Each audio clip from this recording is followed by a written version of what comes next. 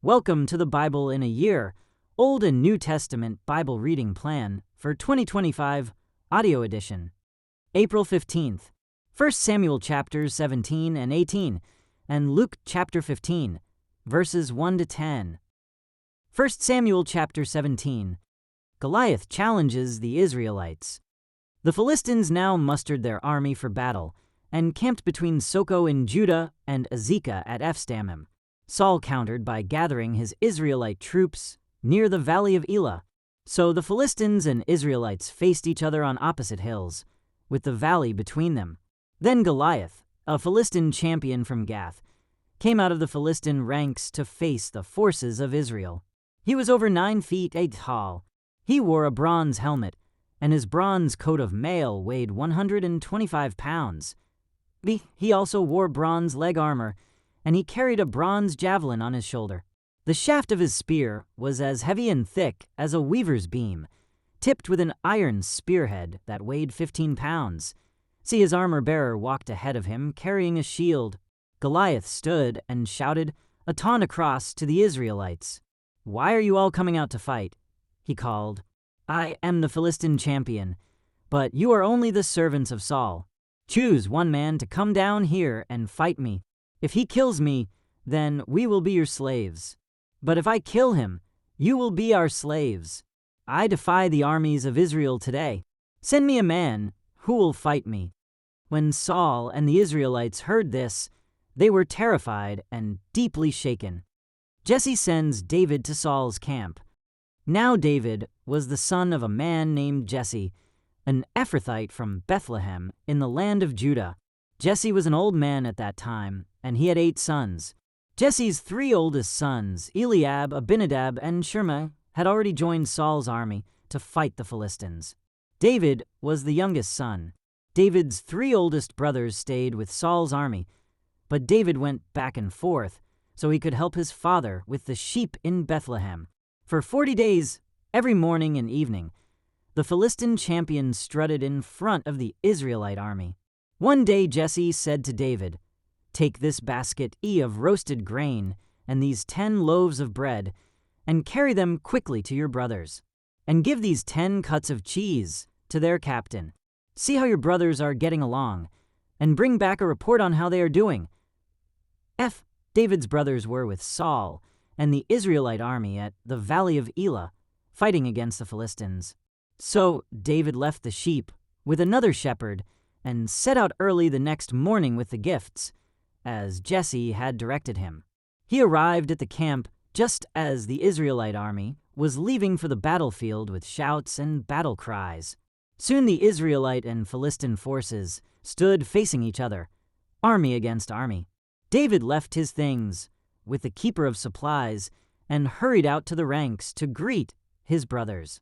As he was talking with them, Goliath, the Philistine champion from Gath, came out from the Philistine ranks. Then David heard him shout his usual taunt to the army of Israel. As soon as the Israelite army saw him, they began to run away in fright. "Have you seen the giant?" the men asked. "He comes out each day to defy Israel. The king has offered a huge reward to anyone who kills him.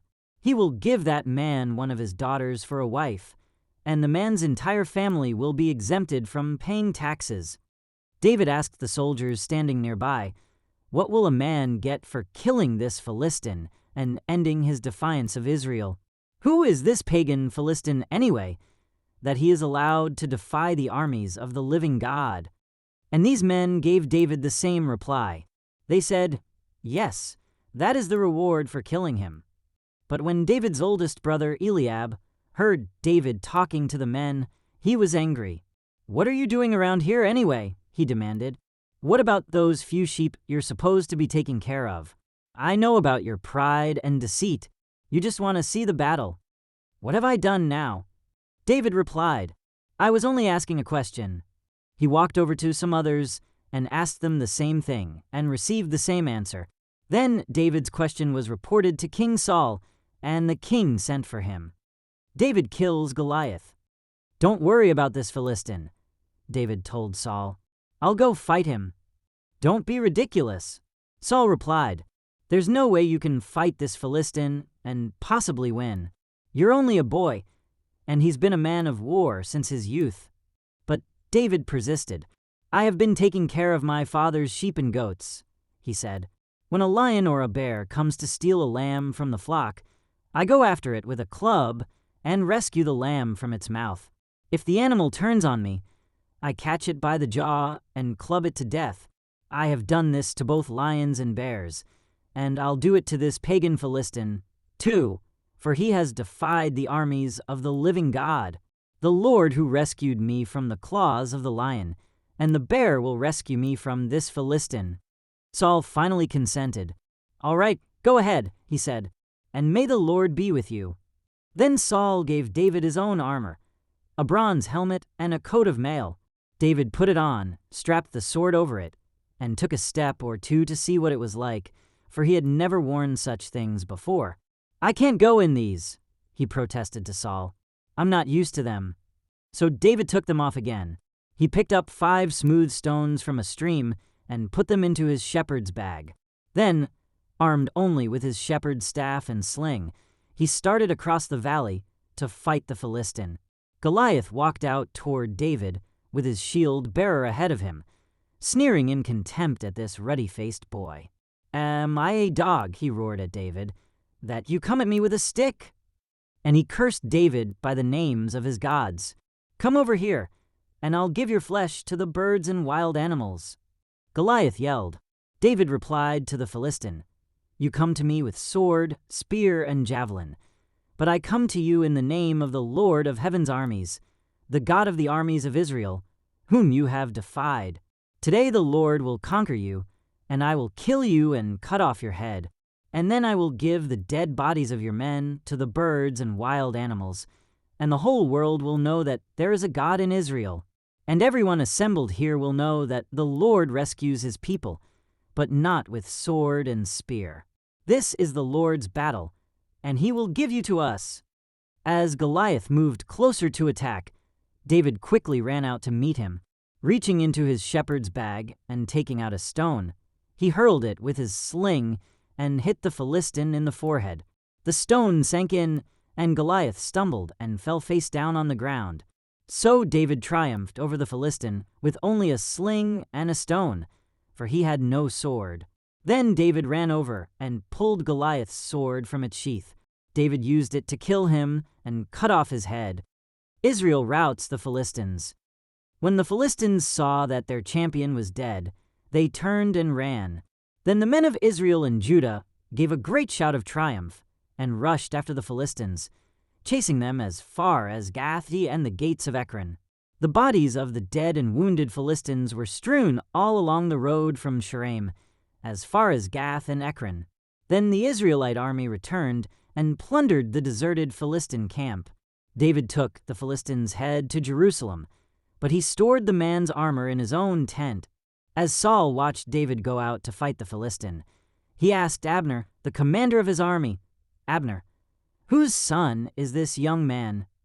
"I really don't know," Abner declared. "Well, find out who he is," the king told him. As soon as David returned from killing Goliath, Abner brought him to Saul with the Philistine's head still in his hand. "Tell me about your father, young man," Saul said. And David replied, "His name is Jesse, and we live in Bethlehem." 1 Samuel chapter 18. Saul becomes jealous of David. After David had finished talking with Saul, he met Jonathan, the king's son. There was an immediate bond between them, for Jonathan loved David. From that day on, Saul kept David with him and wouldn't let him return home. And Jonathan made a solemn pact with David, because he loved him as he loved himself. Jonathan sealed the pact by taking off his robe and giving it to David, together with his tunic, sword, bow, and belt. Whatever Saul asked David to do, David did it successfully. So Saul made him a commander over the men of war, an appointment that was welcomed by the people and Saul's officers alike. When the victorious Israelite army was returning home after David had killed the Philistine, women from all the towns of Israel came out to meet King Saul. They sang and danced for joy with tambourines and cymbals. This was their song. Saul has killed his thousands, and David is 10,000s. This made Saul very angry. What's this? He said. They credit David with 10,000s and me with only thousands.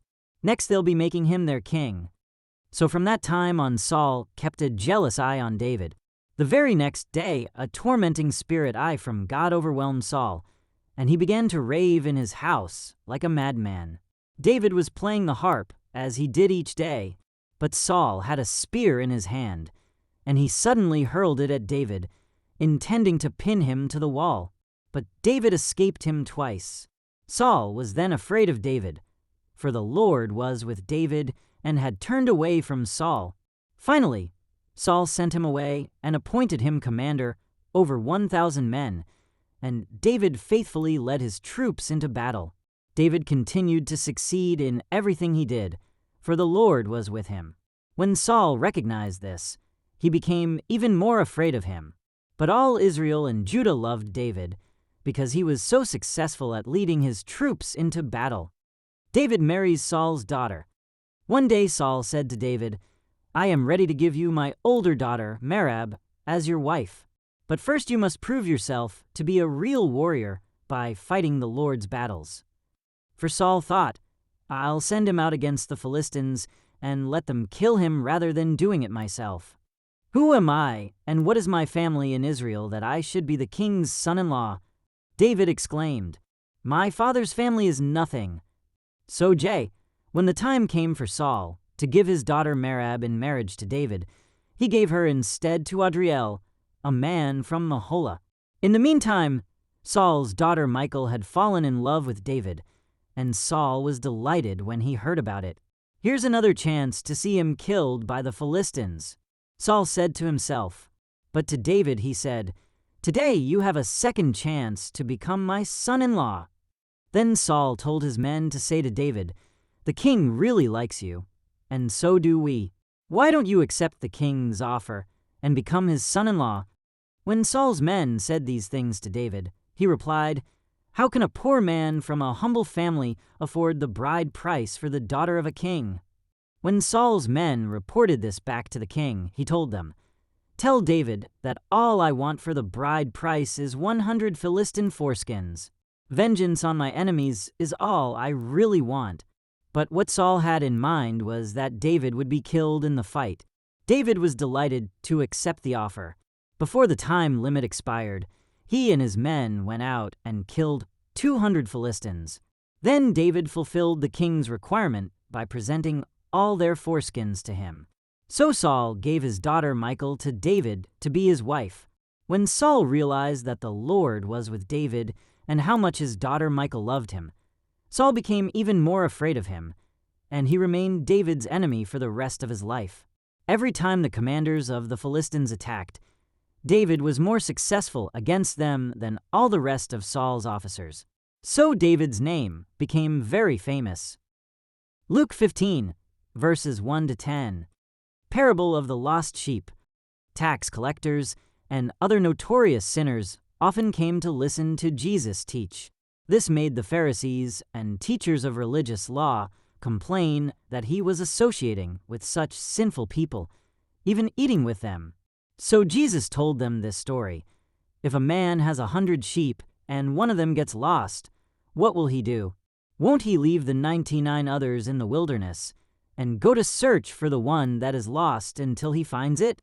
And when he has found it, he will joyfully carry it home on his shoulders. When he arrives, he will call together his friends and neighbors, saying, "Rejoice with me because I have found my lost sheep." In the same way, there is more joy in heaven over one lost sinner who repents and returns to God than over 99 others who are righteous and haven't strayed away. Parable of the lost coin.